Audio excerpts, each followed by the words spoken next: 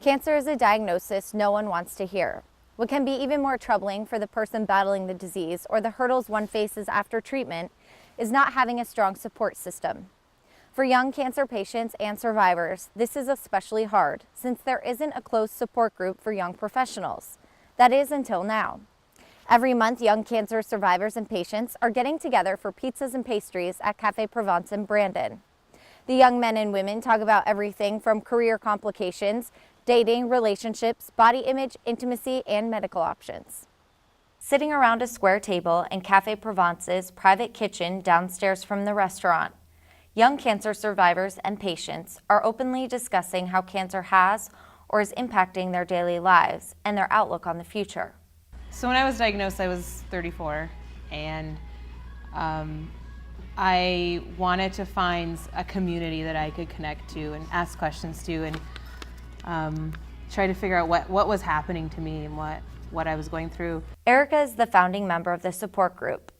After realizing there wasn't a group of people her age who knew what she was going through, Erica reached out to Jessica Greco, the social worker at the Foley Cancer Center, about starting a new support group targeting young cancer patients and survivors. Jessica knows firsthand how Erica was feeling. She, too, is a cancer survivor facing the same hurdles. It's unique because it's all about young adult issues like getting nervous before tests and things that older adults don't often think about, like how it affects your appearance to have cancer, and being a young adult, there's starting off in your career and how it's affecting that and different issues like that.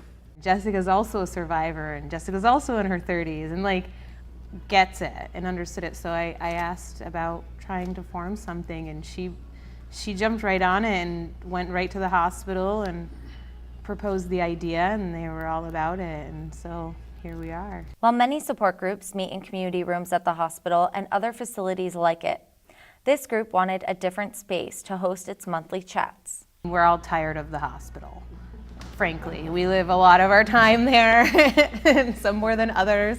But it just was, I purposely asked, I don't want it to be here at the hospital.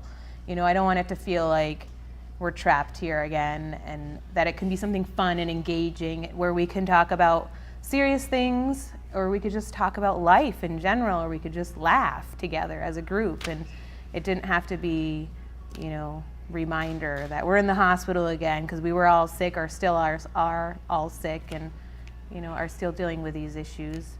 And there's different phases of survivorship. So there's treatment phases, and then there's figuring out how to deal with it after you've gone through your first set of treatment, and how to handle all that emotional and psychological baggage that comes with being a survivor, and trying to understand and trying to cope with the fact that for the rest of your life this is going to gloom over you, and this is going to be a part of your life, and you never know when it's going to come back, and it can come back, and it's just trying to accept that, and we're here to support each other in whatever phase we're in. The group is open, loving, and very present.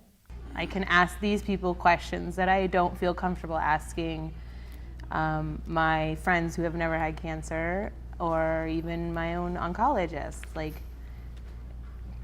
These people have lived in this, we have all lived in each other's shoes one way or another, and somehow with the cancer. The afternoon we spoke with the group. It was showing off Darn Tough socks.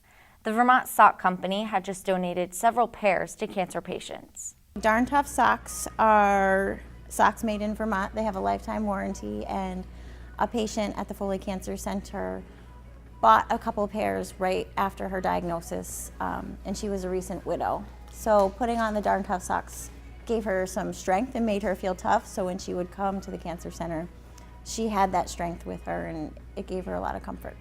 The survivors and patients here say the socks send a positive message and echoes what they have learned about themselves through the diagnosis and treatment, that they too are darn tough.